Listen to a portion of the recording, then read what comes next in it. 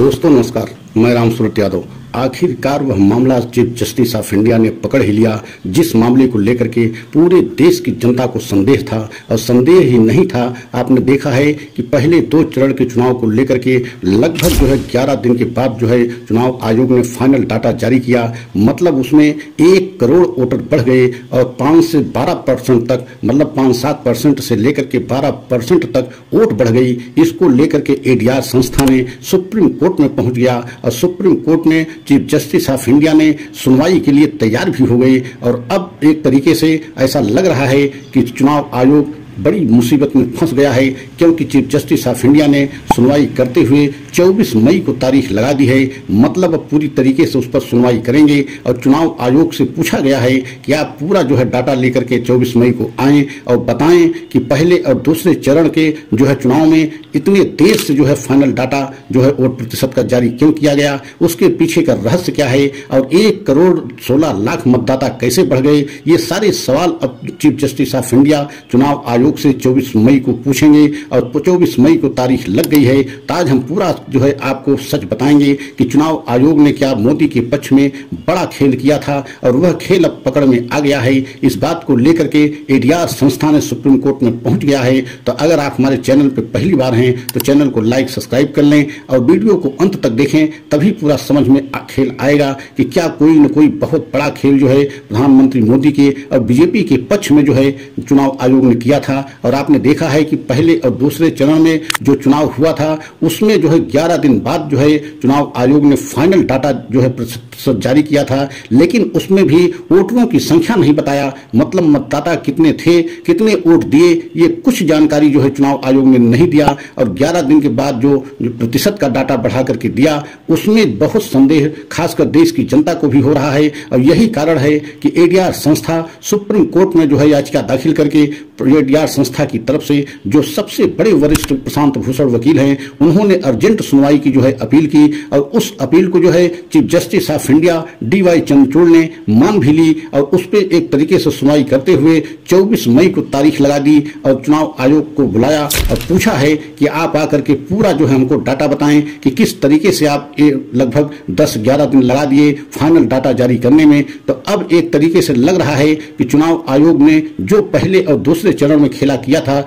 लगभग 190 सीटों पर चुनाव पहले और दूसरे चरण में हुआ था। और आप समझ सकते हैं कि 1 करोड़ 16 लाख वोटर की संख्या बढ़ गई। तो आप कल्पना कीजिए कि जब पहले चरण का चुनाव 19 अप्रैल को हुआ था, उसके बाद वो 65 से 66% वोट दिखाया गया था और 1 करोड़ 16 लाख वोटरों की संख्या मतलब 10 दिन के बाद कैसे बढ़ा दी गई और किस तरीके से 5% से लेकर के 12-15% तक कहीं वोट प्रतिशत बढ़ाया गया। तो इसके पीछे का खेल क्या है, इसके पीछे का रहस्य क्या है, अब इसी बात को लेकर के एडीआर संस्था सुप्रीम कोर्ट पहुंच गया है। इसका मतलब है अब चुनाव आयोग बेहद संकट में फंस गया है, क्योंकि अब पूरी तरीके से जवाब सुप्रीम कोर्ट में देना होगा। क्योंकि सुप्रीम कोर्ट ने जिस तरीके से एडीआर ने बहुत बड़ा आरोप लगाते हुए चुनाव आयोग पर यह आरोप लगाते हुए मांग की है सुप्रीम कोर्ट से कि चुनाव आयोग 11 दिन के बाद फाइनल डाटा कैसे दिया और वह भी 1 करोड़ 16 लाख वोटरों की संख्या कैसे बढ़ाई गई।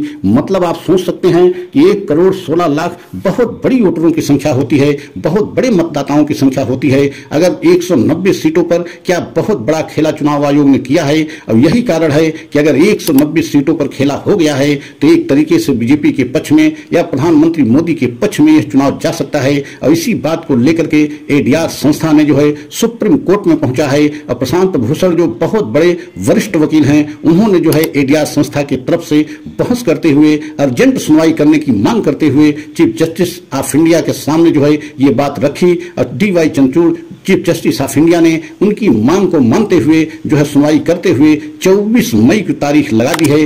अब पूरी तरीके से चुनाव आयोग को पूरा डाटा वहां जाकर के देना होगा और सुप्रीम कोर्ट को बताना होगा कि इतना समय कैसे लगाया गया, 11 दिन समय कैसे लगे फाइनल डाटा जारी करने में। अब एक एक चीज का हिसाब सुप्रीम कोर्ट में चुनाव आयोग को देना होगा। और इसी बात को एडीआर संस्था ने सुप्रीम कोर्ट में कहा है कि देश की जनता को यह सारे सवाल इस समय बेहद एक तरीके से संकट में डाल दिया है कि इतने समय के बाद चुनाव आयोग ने डाटा क्यों दिया। क्या कहीं न कहीं चुनाव आयोग को ईवीएम मशीन के माध्यम से कोई बड़ा खेला कर रहा है। अब सवाल ये है कि 24 मई को जब चुनाव आयोग सुप्रीम कोर्ट पहुंचेगा तो किस तरीके से जवाब देगा और किस तरीके से सवालों का सामना करना पड़ेगा चुनाव आयोग को, अब यह देखने वाली बात है। लेकिन इतना तो तय है कि अगर 190 सीटों पर खेला हुआ है तो ऐसा लग रहा है कि चुनाव आयोग ने बहुत बड़ा खेला किया है। लेकिन अब यह भी देखना है कि जिस तरीके से एडीआर संस्था सुप्रीम कोर्ट में इस मामले को लेकर के पहुंचा है और उस पर सुनवाई के लिए चीफ जस्टिस ऑफ इंडिया तैयार भी हो गए हैं, तो लग रहा है कि चुनाव आयोग की मुश्किलें बढ़ जाएंगी। और ऐसे समय में जो है मामला जो है सुप्रीम कोर्ट पहुंचा है, जब अभी 5वें चरण का चुनाव 20 तारीख को होना है और 6ठे चरण का 25 मई को होना है, उससे पहले 24 मई को उस पर सुनवाई होगी। तो अब चुनाव आयोग को पूरा जवाब देना होगा कि किस तरीके से 11 दिन के बाद जो है फाइनल डाटा जो है जो चुनाव आयोग ने जारी किया, क्या उसके पीछे उस कोई बड़ा रहस्य था या कोई खेला खेला गया। अब एक एक जो है बात का जवाब जो है सुप्रीम कोर्ट में चुनाव आयोग को देना होगा। तो अगर हमारा यह वीडियो आपको अच्छा लगा हो तो हमारे वीडियो को लाइक सब्सक्राइब जरूर करें और अगला वीडियो पुनः लेकर के आएंगे, लेकिन यह बताते हुए कि क्या इस बात को लेकर के आप लोगों को भी मन में संदेह है या नहीं है, कमेंट पे आप जरूर बताएं। अगला वीडियो हम पुनः लेकर के आएंगे। जय हिंद, जय भारत।